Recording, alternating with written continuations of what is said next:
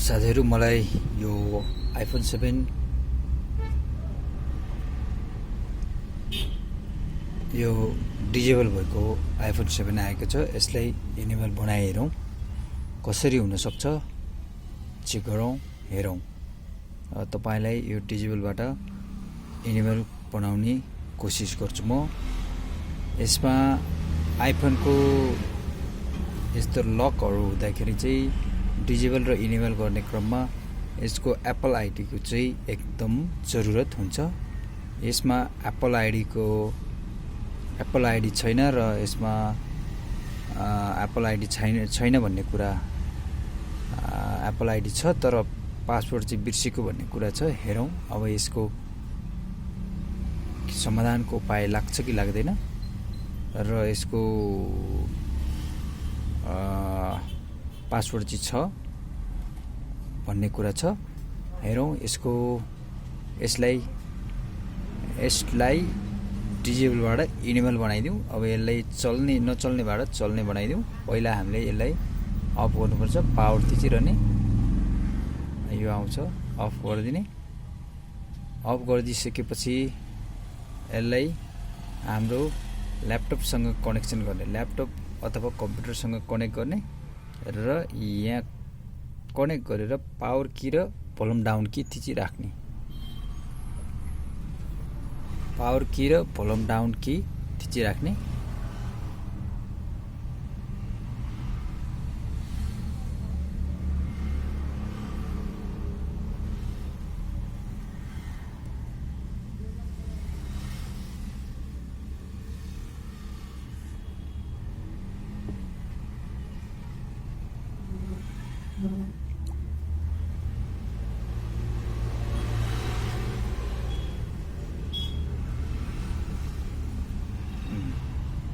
यो सेटिङ आउँछ support Apple र यो कनेक्ट आइसकेको छ हाम्रोमा। अब भने म 3U टुल्स प्रयोग गर्छौं। 3U टुल्स कम्प्युटरबाट प्रयोग गर्छौं। तपाईलाई देखाउँछु।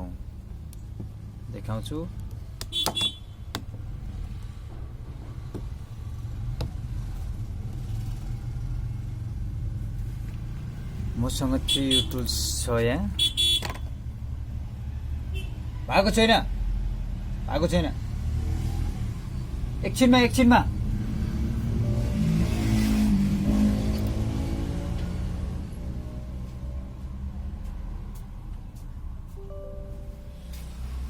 हेर्दै हो? तपाईको काम हेर्दैछु।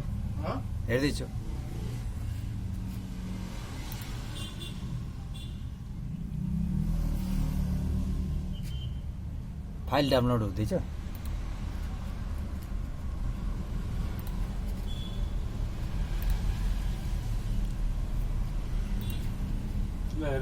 ए हुन्छ।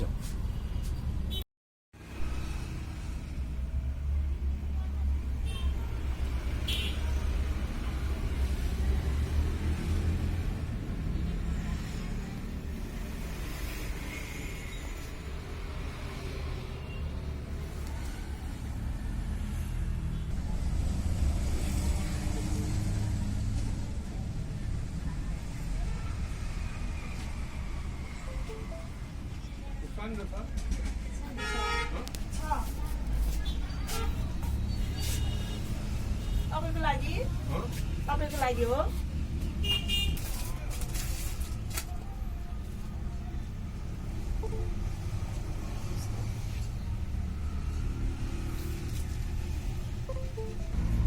सबै ठाउँमा एउटै रेट अहिले 150 हो। 80, 90 अस्ति होइन 2 महिना अगाडि चाहिँ 100 थियो।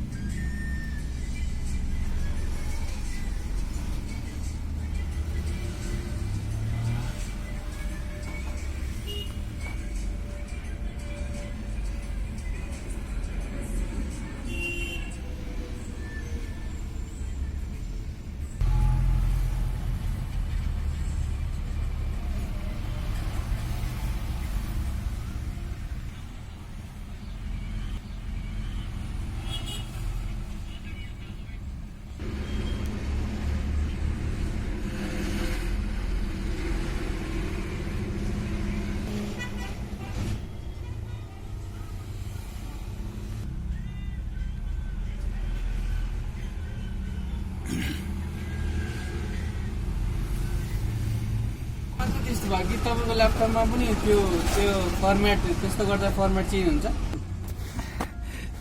त्यो अलग हो, त्यो अलग हो के।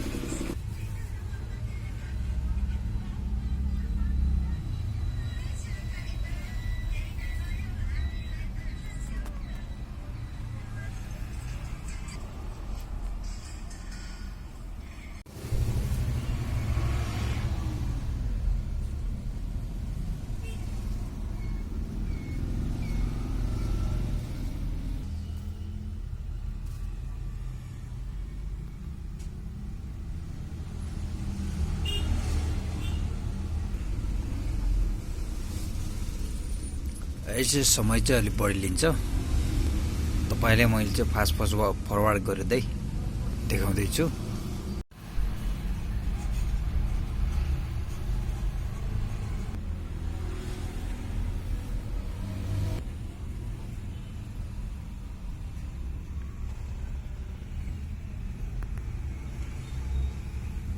कङ्ग्रेचुलेसन भनेर आइसकेको छ। Rating data flash is complete.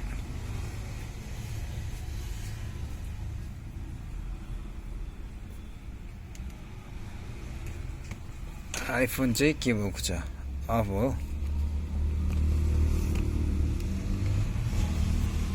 यसमा चाहिँ कम्प्लिट भनेर आइरहेछ, आइफोन चाहिँ अफ भइरहेछ।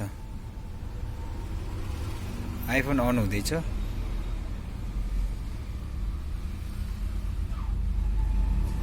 के आउँछ हेरौँ। यसमा चाहिँ कम्प्लिट भनेर आइसकेको छ। अब यो ल्यापटपको चाहिँ काम लगभग सकियो। अब हेरौँ यो आइफोनले के देखाउँछ हामीलाई।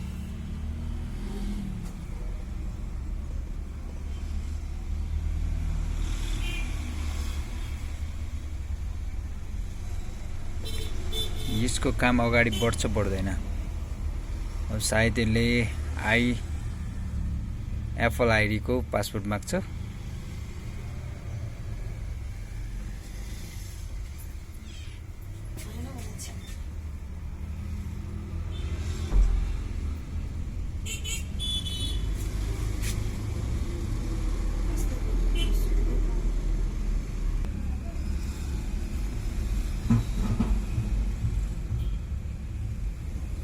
iPhone unable to try again in 59 minutes भनेको छ। 59 मिनटसम्म चाहिँ यो चलाउन नपाउने रहेछ। हेरौँ 59